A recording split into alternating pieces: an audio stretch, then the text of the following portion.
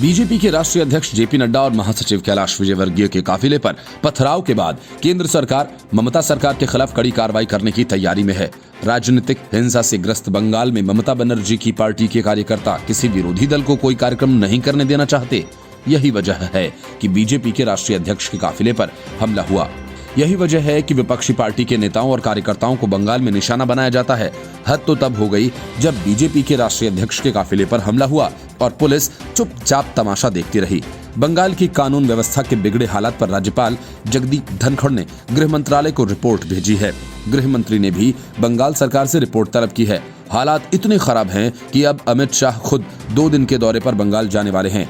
कोलकाता के diamond harbour इलाके में बीजेपी अध्यक्ष जेपी नड्डा के काफिले पर पथराव की घटना हुई थी। इसके बाद राज्यपाल धनखड़ ने आरोप लगाया था कि राज्य में सरकारी मशीनरी पूरी तरह से फेल हो चुकी है। बीजेपी नेताओं पर हुए पथराव के अलावा कार्यकर्ताओं पर लाठी डंडे से हमले भी किए गए। बीजेपी महासचिव कैलाश विजयवर्गीय भी काफिले में मौजूद थे। उनकी भी गाड़ी के शीशे तोड़े गए। इस घटना के बाद राज्यपाल जगदीप धनखड़ ने ममता सरकार पर हमला बोलते हुए कहा कि इस तरह के हमले की उन्हें पहले ही आशंका थी और उन्होंने सीएम को पत्र लिखा भी था। राज्यपाल ने ट्वीट किया था, पश्चिम बंगाल में बीजेपी अध्यक्ष के काफिले पर सत्ताधारी पार्टी और राजनीतिक पुलिस के समर्थन में हुए हमले की खबरों से चिंतित हूं। आज सवेरे ही मुख्य सचिव और डीजीपी को इस बारे में अलर्ट किया गया था, फिर भी कानून को तोड़ा गया। इसके बाद जगदीप धनखड़ ने अपने आधिकारिक ट्विटर अकाउंट से एक के बाद एक कई ट्वीट्स किए। उन्होंने 8 दिसंबर का वह पत्र भी ट्वीट किया जो बीजेपी अध्यक्ष के दौरे के पहले उन्होंने राज्य सरकार और उनके मुख्य सचिव को लिखा था।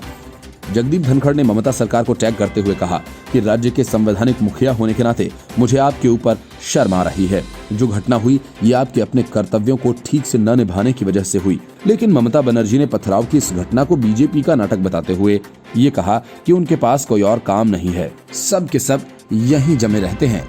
ममता ने कहा कि बीजेपी के पास कोई और काम है नहीं, अक्सर गृह मंत्री यहीं होते हैं। उसी समय उनके चड्ढा फड्डा नड्डा भड्डा यहीं होते हैं। जब उनके पास कोई दर्शक नहीं होता तो वे अपने कार्यकर्ताओं को नौटंकी करने के लिए कहते हैं। लेकिन अब केंद्र सरकार कार्रवाई करने के मूड बना चुकी है।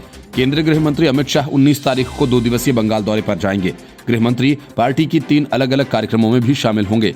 बंगाल दौरे के दौरान जेपी नड्डा और कैलाश विजयवर्गीय के काफिले पर हमले के बाद गृह मंत्री के दौरे के राजनीतिक मायने निकाले जा रहे हैं। सूत्रों के मुताबिक गृह मंत्री बंगाल चुनाव के मद्देनजर आने वाले महीनों के 2 दिन बंगाल में ही बिताएंगे। पश्चिम बंगाल में बीजेपी अध्यक्ष जेपी नड्डा के काफिले पर हुए हमले के बाद बीजेपी और टीएमसी में आरोप प्रत्यारोप का दौर शुरू हो गया है। इससे पहले गृह मंत्री अमित शाह ने ट्वीट कर कहा कि बंगाल में भाजपा के राष्ट्रीय अध्यक्ष जेपी नड्डा जी के ऊपर हुआ हमला बहुत ही निंदनीय है। उसकी जितनी भी निंदा की जाए कम है। केंद्र सरकार इस हमले को पूरी गंभीरता से ले रही है। बंगाल सरकार को इस प्रायोजित हिंसा के लिए प्रदेश की शांति प्रिय जनता को जवाब देना होगा। वहीं नाराज जेपी नड्डा ने भी हमले को अभूतपूर्व करार दिया और आरोप लगाया कि राज्य में कानून व्यवस्था की स्थिति पूरी तरह से चरमरा गई है और ये गुंडाराज में तब्दील हो गया है। जेपी नड्डा के काफिले पर उस समय हमला हुआ जब पार्टी कार्यकर्ता की बैठक में शामिल होने डायमंड हार्बर जा रहे थे। इस हमले में बीजेपी के महासचिव कैलाश विजयवर्गीय सहित कई नेता घायल हो गए। बुलेट प्रूफ कार में सवार नड्डा को हालांकि कोई नुकसान नहीं पहुंचा। डायमंड हार्बर लोकसभा निर्वाचन क्षेत्र का प्रतिनिधित्व ममता बनर्जी के भतीजे अभिषेक बनर्जी करते हैं। घटनास्थल पर मौजूद लोगों ने बताया कि तृणमूल कांग्रेस के कथित कार्यकर्ताओं ने दक्षिण 24 परगना जिले में सिराकुल के पास सड़क को अवरुद्ध कर दिया, जिसमें से कुछ हाथों में लाठी डंडे, लोहे की छड़ें और पत्थर भी लिए हुए थे। पुलिस ने जब उन्हें हटाने की कोशिश की तो वे बीजेपी के और मीडिया के खिलाफ नारे लगाते हुए पुलिस से झगड़ने लगे। Report news of India. Chhattisgarh की भूपेश बघेल सरकार अपने 2 साल का कार्यकाल पूरा करने वाली है। बघेल सरकार अपनी उपलब्धियां गिनवाने में व्यस्त है, लेकिन दूसरी तरफ बघेल की विदाई की चर्चा तेज हो गई है। ये सवाल पूछे जाने लगा है कि एक सीएम का कार्यकाल कितने दिनों का होगा। ये बहस टीएस सिंहदेव के बयान के बाद शुरू हुई। छत्तीसगढ़ सरकार 17 दिसंबर को 2 साल पूरा कर लेगी। हर तरफ सरकार ये बताने में जुटी है कि उसने इन 2 सालों में छत्तीसगढ़ की जनता के लिए क्या किया। इस बीच स्वास्थ्य मंत्री टीएस सिंहदेव के एक बयान ने बवाल मचा दिया, जिसके बाद प्रदेश के मुख्यमंत्री के कार्यकाल पर चर्चा शुरू हो गई। दरअसल सिंहदेव पत्रकार के 2.5 साल के सवाल पर मुख्यमंत्री की बात करने लगे। बिना कोई सवाल पूछे ही सिंहदेव ने कहा, शायद आप मुख्यमंत्री की बात कर रहे हैं, परिवर्तन की बात कर रहे हैं। उसके बाद टीएस सिंहदेव ने कहा कि किसी की कार्यावधि फिक्स नहीं होती। हमने 2 दिन का मुख्यमंत्री भी देखा है और 15 साल का भी। ये सब आलाकमान के हाथों में होता है। समय और परिस्थितियों के हिसाब से हाईकमान निर्णय लेते हैं। असल में जब कांग्रेस की सरकार बनने के बाद मुख्यमंत्री का चुनाव हो रहा था तो उस समय से ये कहा जा रहा था कि कांग्रेस के शीर्ष नेतृत्व ने 2.5 साल मुख्यमंत्री का फॉर्मूला बनाया, जिसमें पहले 2.5 साल भूपेश बघेल मुख्यमंत्री होंगे और उसके बाद टीएस सिंहदेव मुख्यमंत्री होंगे। हालांकि आधिकारिक रूप से इस बात को कांग्रेस की तरफ से नहीं कहा गया है, लेकिन 3 बार छत्तीसगढ़ के मुख्यमंत्री रहे रमन सिंह ने कहा राहुल गांधी ने कुछ वादा किया होगा, इसलिए सिंहदेव ऐसा कह रहे हैं। टीएस सिंहदेव गंभीर व्यक्ति हैं, वो जो कहते हैं उसमें वजन होता है। भूपेश बघेल ने भी टीएस सिंहदेव की बातों का खंडन नहीं किया। भूपेश बघेल ने कहा कि किसी भी मुख्यमंत्री का कार्यकाल स्थायी नहीं होता। इसके बाद राज्य के सियासी गलियारे में इस बात की चर्चा काफी तेज हो गई है। सीएम की कुर्सी पर भूपेश बघेल के दिन अब गिनती के बचे हैं और समझौते के मुताबिक अब सीएम बनने की बारी टीएस सिंहदेव की है। लेकिन सवाल यह है कि क्या आसानी से बघेल अपनी कुर्सी टीएस सिंहदेव के लिए खाली करेंगे? Bureau report, news of India. Sharad Pawar पहले राहुल गांधी को पार्ट टाइम पॉलिटिशियन बताते हैं और फिर ये खबर फैलती है कि पवार यूपीए के चेयरमैन बन सकते हैं और फिर पवार खुद इस बात का खंडन कर देते हैं। कांग्रेस के नेता संजय निरुपम को ये सारा घटनाक्रम कांग्रेस के खिलाफ सोचा समझा षड्यंत्र लगता है। इसी वजह से संजय निरुपम ने शरद पवार पर जमकर निशाना साधा। संजय निरुपम ने कहा कि दिल्ली से मुंबई तक राहुल गांधी के खिलाफ अभियान चलाया जा रहा है और ये कांग्रेस को ही मिटाने का एक बड़ा प्लान है। कांग्रेस के नेता संजय निरुपम ने ट्वीट किया और कहा कि दिल्ली से मुंबई तक राहुल गांधी के खिलाफ जो अभियान चलाया जा रहा है, शरद पवार को यूपीए का चेयरमैन बनाने का शिगुफा उसी का एक हिस्सा है। उसी अभियान के तहत 23 हस्ताक्षर वाली चिट्ठी लिखी गई थी। फिर राहुल जी के नेतृत्व में कंसिस्टेंसी की कमी ढूंढी गई। ये एक बड़ा प्लान है कांग्रेस को ही मिटाने का। असल में ऐसी खबर आई है कि मौजूदा यूपीए चेयरमैन सोनिया गांधी इस पद से इस्तीफा दे सकती हैं, जिसके बाद एनसीपी के प्रमुख शरद पवार को उनकी जगह यूपीए का चेयरमैन बनाया जा सकता है। हालांकि अभी तक इस पर शरद पवार ने कोई पुष्टि नहीं की है। एनसीपी की ओर से भी ऐसी अटकलों को खारिज किया गया। माना जा रहा है कि इसके पीछे बड़ी योजना है। शरद पवार महाराष्ट्र की तर्ज पर विपक्षी पार्टियों को एकजुट करना चाहते हैं और उनका नेतृत्व भी। कांग्रेस अगर यूपीए का नेतृत्व शरद पवार को नहीं सौंपती है तो पवार अपने स्तर पर विपक्षी पार्टियों को एक साथ लाने की कोशिश करेंगे। सूत्र बताते हैं कि इस दिशा में सीपीएम नेता सीताराम येचुरी से पवार की लंबी बातचीत भी हो चुकी है। यही वजह है कि संजय राउत खुलकर पवार को यूपीए का चेयरमैन बनाए जाने के समर्थन में उतर आए। संजय राउत ने शरद पवार को यूपीए का चेयरमैन बनाने का समर्थन किया। शिवसेना नेता संजय राउत ने कांग्रेस को बेहद कमजोर बताते हुए कहा कि अगर शरद पवार यूपीए के चेयरमैन बनाए जाते हैं तो ये हमारे लिए खुशी की बात होगी। संजय राउत ने कहा कि पवार साहब ने खुद इससे इनकार किया। उन्होंने ये भी कहा कि कांग्रेस बड़ी पार्टी है, लेकिन कांग्रेस लोकसभा में नेता प्रतिपक्ष का पद भी हासिल नहीं कर सकी। शिवसेना नेता ने कहा कि हम सबको साथ आकर यूपीए को मजबूत करना होगा। बिहार चुनावों के बाद यूपीए की सहयोगी आरजेडी ने राहुल गांधी पर तीखा हमला किया था और उसके बाद से ही यूपीए की एकजुटता पर सवाल उठने लगे थे। अब सोनिया गांधी को लेकर कांग्रेस में ही सवाल उठ रहे हैं, तो फिर यूपीए का चेयरमैन बने रहना उनके लिए बेहद मुश्किल होगा।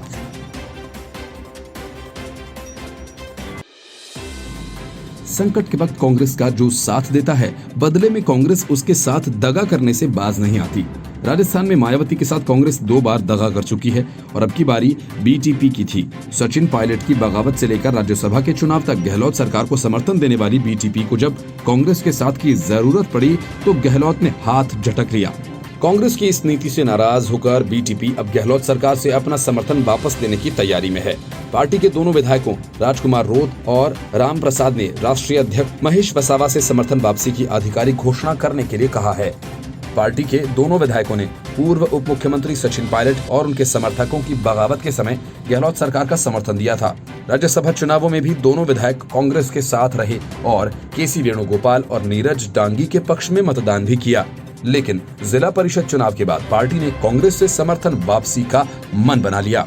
वजह ये कि प्रदेश के डूंगरपुर जिले में जिला परिषद सदस्यों के चुनाव में बीटीपी को बहुमत मिला था, लेकिन बीटीपी का जिला प्रमुख बनने से रोकने के लिए कांग्रेस और बीजेपी दोनों ने हाथ मिला लिया। इस कारण बीटीपी का जिला प्रमुख नहीं बन सका और भाजपा ने अपना जिला प्रमुख बना लिया। यहाँ 27 सदस्य जिला परिषद में बीटीपी के 13 सदस्य जीते थे। उसे बहुमत के लिए सिर्फ 1 सदस्य की जरूरत थी, लेकिन बीटीपी का आदिवासी इलाकों में बढ़ता प्रभाव रोकने के लिए एक दूसरे की विरोधी कांग्रेस और भाजपा साथ आ गईं। 8 सदस्य जीतने के बावजूद भाजपा का जिला प्रमुख की सीट पर कब्जा हो गया। कांग्रेस ने उसे समर्थन दे दिया। बीटीपी विधायक राम प्रसाद ने बताया कि निश्चित तौर पर गहलोत सरकार से समर्थन वापस दिया जाएगा। कांग्रेस ने हमारे साथ धोखा किया है। पहले तो कांग्रेस के नेताओं ने समर्थन की बात कही और फिर भाजपा से हाथ मिला लिया। उन्होंने कहा कि कांग्रेस में जब आंतरिक असंतोष हुआ था, उनके खुद के विधायक बागी हो गए थे, तब हमने गहलोत सरकार को बचाया और अब हमारे साथ ही धोखा किया गया। राम प्रसाद ने कहा कि कुछ समय पूर्व डूंगरपुर और उदयपुर के आदिवासी इलाकों में हुए आंदोलन को भी कांग्रेस और भाजपा ने मिलकर हवा दी और बदनाम हमें कर दिया। हमारे कार्यकर्ताओं के खिलाफ मुकदमे दर्ज किए गए। बीटीपी का राजस्थान के गुजरात से सटे डूंगरपुर, बांसवाड़ा, उदयपुर और प्रतापगढ़ जिलों में पिछले 2 से 3 सालों में प्रभाव बढ़ा है।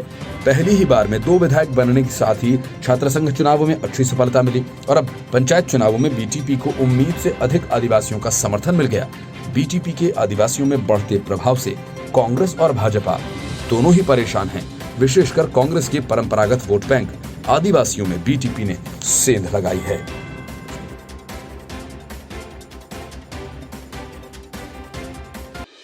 राज्यपाल जगदीप धनखड़ की रिपोर्ट मिलते ही गृह मंत्रालय एक्शन में आ गया। बंगाल में मुख्य सचिव और डीजीपी को तत्काल दिल्ली तलब किया गया। गृह मंत्री अमित शाह खुद बंगाल जाने की तैयारी में हैं। केंद्र को रिपोर्ट भेजने के बाद राज्यपाल जगदीप धनखड़ ने ममता बनर्जी को साफ शब्दों में आग से नहीं खेलने की चेतावनी दी। राज्यपाल ने कहा कि अगर बंगाल में सरकार संविधान का पालन नहीं करवा सकी तो उन्हें अपनी भूमिका निभानी पड़ेगी। राज्यपाल का संकेत साफ है कि ममता बनर्जी को अपना रवैया बदलना ही पड़ेगा, नहीं तो कानून व्यवस्था की स्थिति को सुधारने के दूसरे तरीके भी हैं और जाहिर है कि दूसरा रास्ता ममता बनर्जी के लिए मुसीबतों की वजह बन सकता है। विधानसभा चुनावों की सरगर्मियां हिंसक हमलों तक पहुंच गई हैं। 2 दिवसीय दौरे पर बंगाल गए जेपी नड्डा को पहले काले झंडे दिखाए गए, दूसरे दिन उनके काफिले पर हमला हुआ। कैलाश विजयवर्गीय की गाड़ी पर पत्थर फेंके गए, जिससे उन्हें चोट भी आई। लेकिन ममता बनर्जी कहती हैं कि बीजेपी के नेताओं की सुरक्षा सीआईएसएफ, सीआरपीएफ और बीएसएफ जैसे बल करते हैं, तो नड्डा की कार पर हमला कैसे किया जा सकता है। लेकिन ममता बनर्जी का भतीजा अभिषेक बनर्जी कुछ दूसरी ही बात कहता है। अभिषेक बनर्जी ने कहा कि हमला लोगों के गुस्से का नतीजा है। नड्डा के काफिले पर तृणमूल कांग्रेस के कथित कार्यकर्ताओं ने उस समय हमला किया जब बीजेपी कार्यकर्ताओं की बैठक में शामिल होने डायमंड हार्बर ले जा रहे थे। अभिषेक बनर्जी डायमंड हार्बर निर्वाचन क्षेत्र का प्रतिनिधित्व करते हैं। माना यह जा रहा है कि इसी वजह से टीएमसी के कार्यकर्ताओं ने हमले को अंजाम दिया। ममता बनर्जी चाहती हैं कि बीजेपी के नेता उनके और भतीजे के इलाके से दूर रहें। ममता बनर्जी ने आरोप लगाया कि बीजेपी हर दिन हथियारों के साथ रैलियां कर रही है और उसके कार्यकर्ता सत्तारूढ़ तृणमूल कांग्रेस पर आरोप लगाते हुए साथी कार्यकर्ताओं पर हमला कर रहे हैं।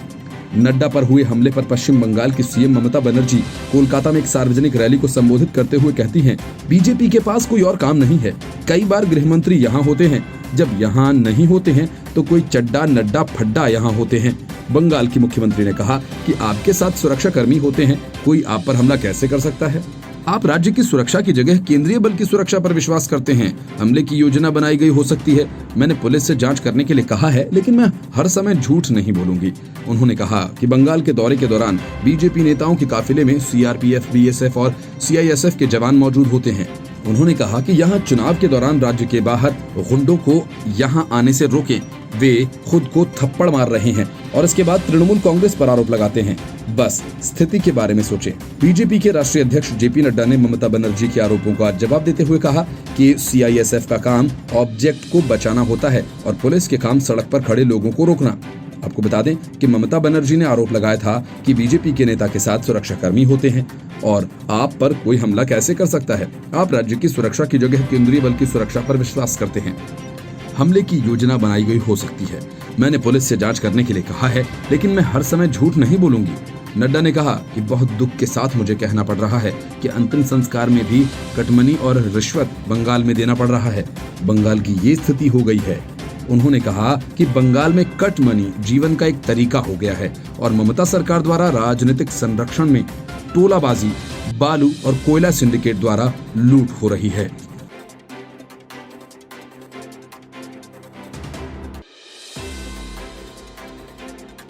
कांग्रेस गांधी वाड्रा मुक्त भले ही नहीं हो, लेकिन यूपीए गांधी मुक्त जरूर हो जाएगी। इस बात के संकेत साफ नजर आने लगे हैं, क्योंकि सोनिया गांधी सियासत में सक्रिय नहीं हैं और जिस राहुल गांधी को वे कांग्रेस पर थोपना चाहती हैं, उस राहुल गांधी का नेतृत्व न तो उद्धव ठाकरे को मंजूर है और न ही शरद पवार को, न तो तेजस्वी यादव को मंजूर है और न ही यूपीए में शामिल किसी पार्टी को। लेफ्ट पार्टियां भले ही यूपीए का हिस्सा नहीं हों, लेकिन उनकी सियासत यूपीए के हिसाब से ही चलती है और हर मौके पर वे कांग्रेस को समर्थन देने के लिए तैयार खड़े दिखाई देते हैं।